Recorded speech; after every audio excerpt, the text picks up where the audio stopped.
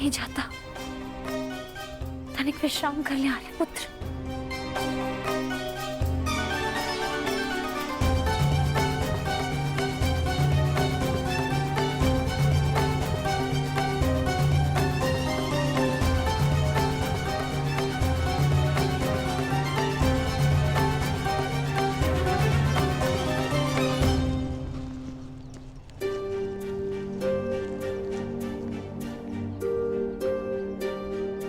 प्यास लगी है।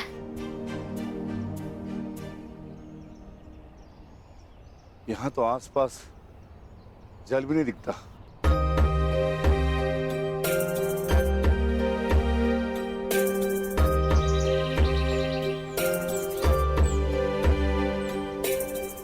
अनुज भाई,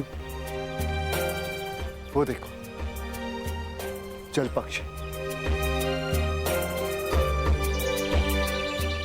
यहाँ जल अवश्य होगा। जी, मैं जाकर जल लेकर आता हूँ।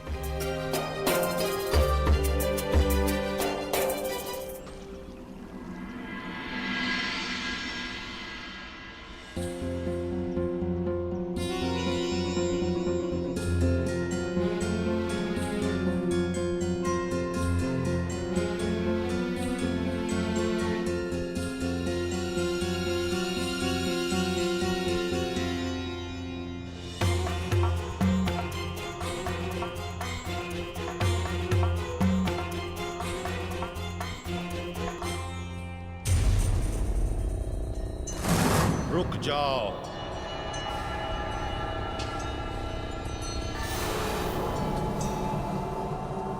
ये सरोवर मेरा है। इसका जल उपयोग में लेने से पूर्व मेरे प्रश्नों का उत्तर देना होगा।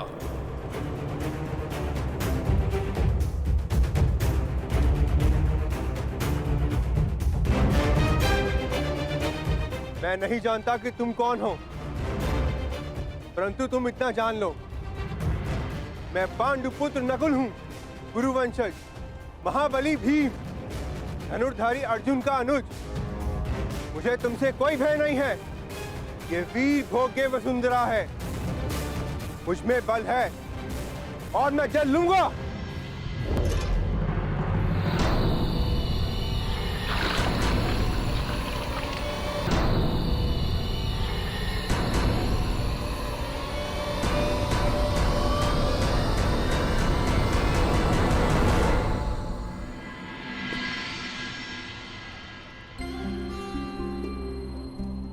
प्रणिपात माताश्री।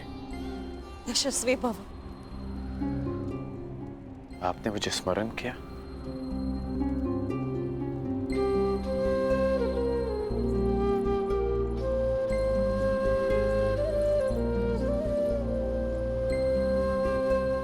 सुना मैंने कल क्या हुआ, किस प्रकार तुमने मेरे पुत्रों को फिर वनवास जाने से रोका।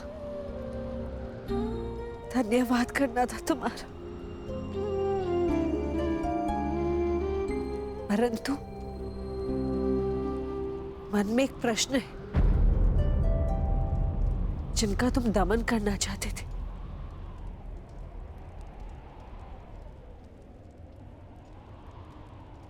उन्हें क्यों छोड़ दिए?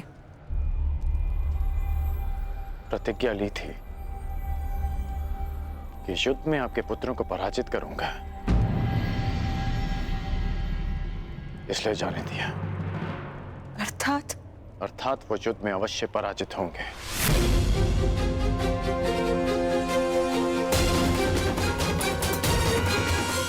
परंतु एक वचन भी है कि आपके पुत्र 1 वर्ष का अज्ञातवास अवश्य पूर्ण करेंगे।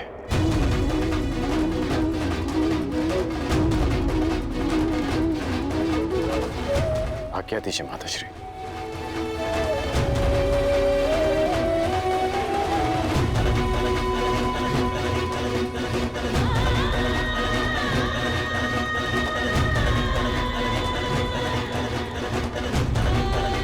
हे भगवान, एक वरदान को क्यों मेरे लिए अभिशाप बना डाला तूने?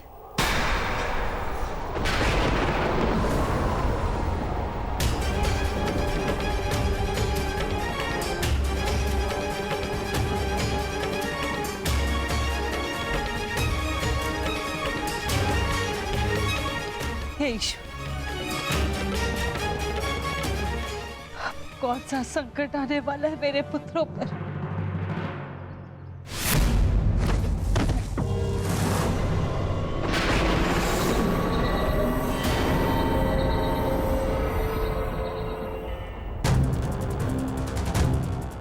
इतना विलंब हो गया है। अब तक तो नकुल को आ जाना चाहिए था। मैं देख कर आता हूँ ज्येष्ठ, कहीं कोई संकट तो नहीं। मैं भी साथ चलता हूँ। दुर्योधन के गुप्तचर हमारी खोज में है। कहीं उनकी ओर से कोई संकट ना आया। यदि शत्रुदल से कोई हुआ तो ज्येष्ठ उन्हें तो मैं स्वर्ग लोक भेज कर ही आऊंगा।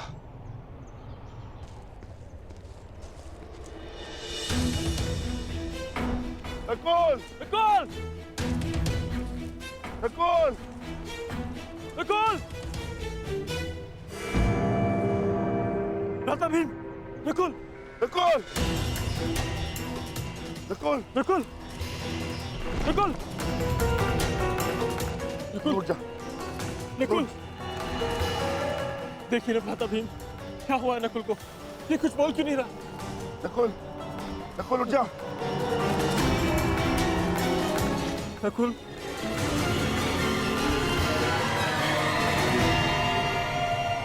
कौन छिपाए यहाँ? किसने मेरे अनुज नकुल पर प्रहार करने का साहस किया है? मैं भी उसे ललकारता हूँ। मैं कहता हूँ सामने आ। आज तुम्हारा नाश तो निश्चित है। नकुल!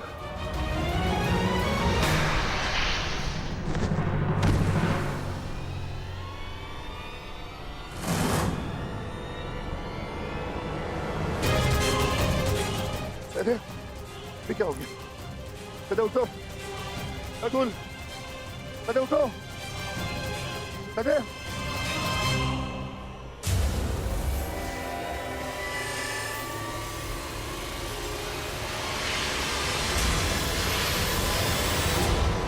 भ्राता भीम!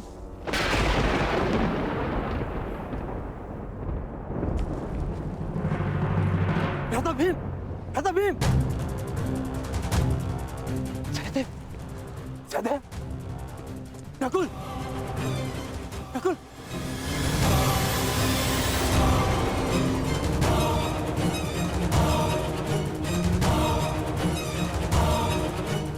जो महाबली भीम को गिरा सके वो किसी सामान्य मनुष्य की वश की बात नहीं। तुम अवश्य कोई मायावी हो, तुम जो भी हो, यक्ष, किन्नर, गंधर्व, मायावी, पिशाच, प्रेत, मेरे समक्ष प्रस्तुत हो और मेरे भाइयों को जीवित करो, अन्यथा अपने प्राण देने के लिए तत्पर हो जाओ।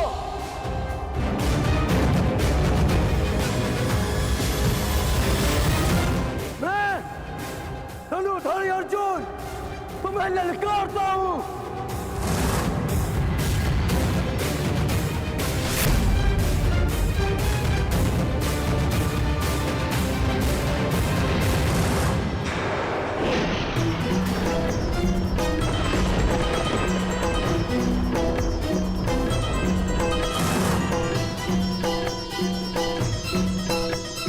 पांचाली,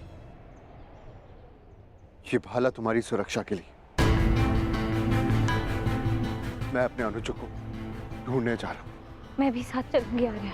नहीं पांचाली, संकट पता नहीं कितना बड़ा होगा। ये भाला अपने पास रखो। और हाँ, यदि मैं ना लौटा तो तुम सुरक्षित पांचाल लौट जाना। परंतु पांचाली, ये मेरी आज्ञा है।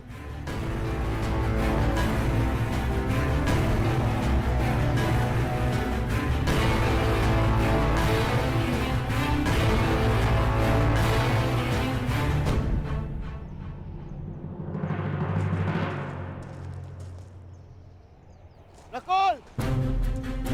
भीम! सहदेव!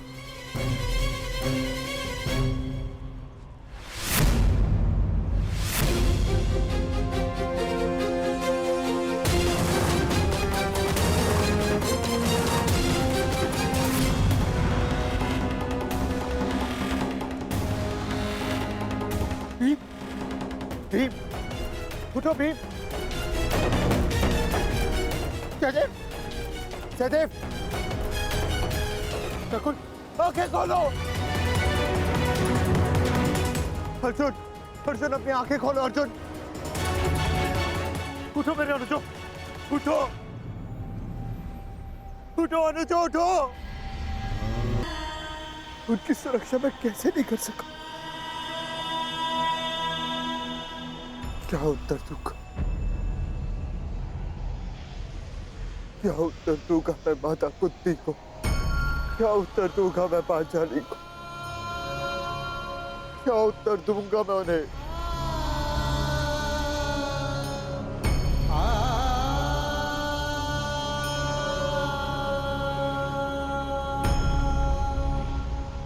मैं नहीं चाहता कि आप कौन, परंतु मैं ये चाहता कि मेरे अनुजों की हत्या आपका हाथ अवश्य, आप अदृष्टि अवश्य है, परंतु मैं ये जानता हूं कि आप मुझे सुन और देख अवश्य सकते हैं। तो आप ये भी सुन लीजिए, ना तो ये युधिष्ठिर अपने अनुजों को अपने साथ लेकर जाएगा या इसी सरोवर के तट पर अपने प्राण दे देगा। कृपा करके बताएं कि आप कौन है? मैंने तुम्हारे भाइयों की हत्या की है और तुम्हारे भाइयों का वध हुआ क्योंकि वो इसी के पात्र थे। उन्होंने मेरी आज्ञा की अवहेलना की थी। मेरे प्रश्नों का उत्तर दिए बिना मेरे सरोवर का जल लिया और युद्ध करने को प्रस्तुत हुए। अब तुम्हारी बारी है युधिष्ठिर। मेरे प्रश्नों का उत्तर दोगे या युद्ध का आह्वान? बिना शत्रु को जाने, बिना उसका मंतव्य पहचाने युद्ध करना धर्म नहीं। इसीलिए समक्ष प्रस्तुत होकर आप मुझे बताएं कि आप कौन हैं?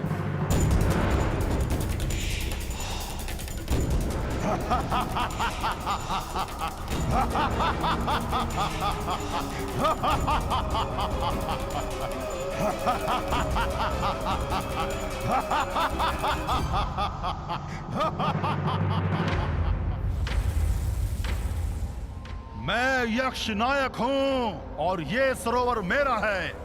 पंच तत्वों पर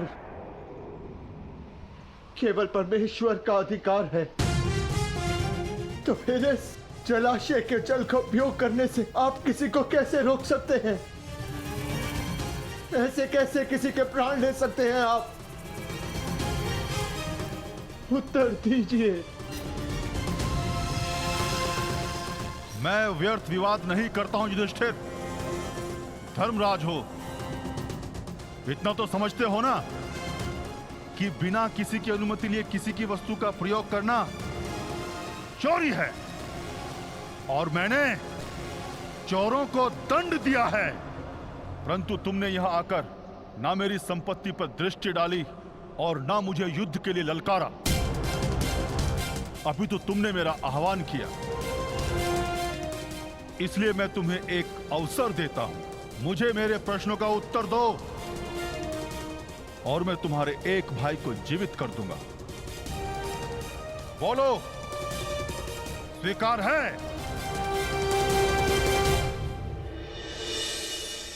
हे प्रभु, मैं नहीं जानती है कैसी लीला है, परंतु इस मां की परीक्षा मत लो। मेरे पुत्रों की रक्षा करो प्रभु, मेरे पुत्रों के। अपने भाइयों के पश्चात मुझे अपने जीवन का कोई मोह नहीं है महोदय।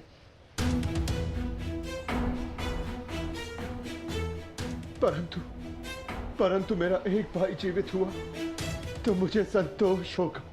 तो ठीक है, मेरा पहला प्रश्न, मनुष्य का सबसे बड़ा धर्म क्या है? मनुष्य का सबसे बड़ा धर्म अपना लक्ष्य पूरा करना है। और उसका लक्ष्य क्या है? अपना कर्तव्य पूरा करना। मनुष्य में कितने वर्ण हैं? और प्रत्येक वर्ण का कर्तव्य क्या है? मनुष्य में 4 वर्ण हैं: ब्राह्मण, क्षत्रिय, वैश्य, शूद्र। ब्राह्मणों का कर्तव्य है केवल वेद पाठ करना ही नहीं, बल्कि धर्म को जनमानव में बसाना भी है। क्षत्रिय का कर्तव्य पराक्रम से धर्म की रक्षा करना है। वैश्य का कर्तव्य आर्थिक उन्नति करना है और शूद्र का कर्तव्य सेवा करना। परंतु इन चारों कर्तव्यों से बड़ा भी एक कर्तव्य है, वो है प्रत्येक मनुष्य का हित करना। क्षत्रिय हो, वैश्य हो या शूद्र हो, यदि वो जनहित नहीं कर सकता तो वो मनुष्य नहीं है। उत्तम युधिष्ठिर, सहनशील कौन है? माता भूमि से अधिक सहनशील होती है। और आकाश से ऊंचा कौन है? आकाश से ऊंचा स्थान पिता का है। वायु से अधिक गति किसकी है? और भूसे के तिनकों से अधिक संख्या किसकी है? मन की गति वायु से अधिक तीव्र है और चिंता की संख्या भूसे के तिनकों से अधिक है। विदेश में मनुष्य का संबंधी कौन है? रोगी का संबंधी कौन है? और मृत्यु शैया पर लेटे मनुष्य का संबंधी कौन है? विदेश में मनुष्य का सबसे बड़ा संबंधी उसकी विद्या है, जो एक मित्र की भांति उसे हर संकट से बचाती है। रोगी का संबंधी उसका चिकित्सक है, जो पत्नी और माता की भांति उसकी सेवा करता है। और मरने वाले का संबंधी केवल धर्म और दान है, उसके सत्कर्म है, जो मरने के पश्चात उसके साथ जाते हैं। क्या है जिसके नाश से मनुष्य सबका प्रिय बन जाता है? क्या है जिसके नाश से मनुष्य सुखी हो जाता है? और कौन सा शत्रु है जो मनुष्य का नाश करता है? अहंकार के नाश से मनुष्य सबका प्रिय हो जाता है। कामनाओं के नाश से वो सुखी हो जाता है। और वो शत्रु जो मनुष्य का नाश करते, वो क्रोध है। अंतिम प्रश्न युधिष्ठिर, बताओ, संसार का सबसे बड़ा आश्चर्य क्या है? मनुष्य प्रतिदिन सहस्त्रों को जन्म लेते हुए देखता है, सैकड़ों को मरते हुए देखता है, जो जानता है कि उसे भी एक दिन मर जाना है, फिर भी सदा जीने की चाह रखता है। ये संसार का सबसे बड़ा आश्चर्य है। तुमने मुझे संतुष्ट किया युधिष्ठिर, मैं प्रसन्न हुआ। बताओ, तुम्हारे किस भाई को जीवित करूं? भीम को या अर्जुन को? ये दोनों महाबली हैं, तुम्हारी रक्षा कर सकते हैं। मनुष्य की रक्षा ना भीम से हो सकती है, ना अर्जुन से। मनुष्य की रक्षा यदि हो सकती है तो केवल उसके धर्म से। और मेरा धर्म कहता है कि जो मेरे लिए सबसे पहले दांव पर लगा, जिसने मेरी प्यास बुझाने के लिए सबसे पहले अपने प्राण दिए, मेरा वो अनुज। नकुल,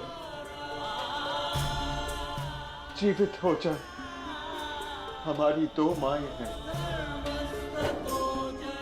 एक माता कुंती का पुत्र, मैं जीवित हूं, और दूसरी माता मादरी का पुत्र। नकुल जीवित रहे। अति उत्तम युधिष्ठिर, जो विपत्ति में भी न्याय और धर्म का साथ नहीं छोड़े वही सफल होता है। तुम अपनी परीक्षा में सफल हुए।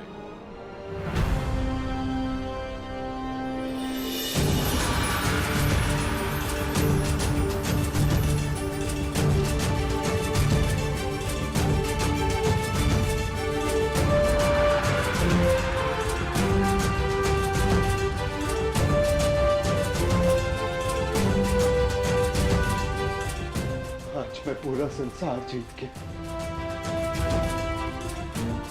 मेरे पांचों भाई मेरे साथ हैं। मुझे किसी की कामना नहीं। मेरा ज्ञान है जिसकी धारा अज्ञान की चट्टान को काट कर बहती है। भूमि से अधिक सहनशील कौन है? माता भूमि से अधिक सहनशील होती है। और आकाश से ऊंचा कौन है? आकाश से ऊंचा स्थान पिता का है। वायु से अधिक गति किसकी है? और भूसे के तिनकों से अधिक संख्या किसकी है? मन की गति वायु से अधिक तीव्र है, और चिंता की संख्या भूसे के तिनकों से अधिक है। विदेश में मनुष्य का संबंधी कौन है? रोगी का संबंधी कौन है? और मृत्यु शैया पर लेटे मनुष्य का संबंधी कौन है? विदेश में मनुष्य का सबसे बड़ा संबंधी उसकी विद्या है, जो एक मित्र की भांति उसे हर संकट से बचाती है। रोगी का संबंधी उसका चिकित्सक है, जो पत्नी और माता की भांति उसकी सेवा करता है। और मरने वाले का संबंधी केवल धर्म और दान है, उसके सत्कर्म हैं।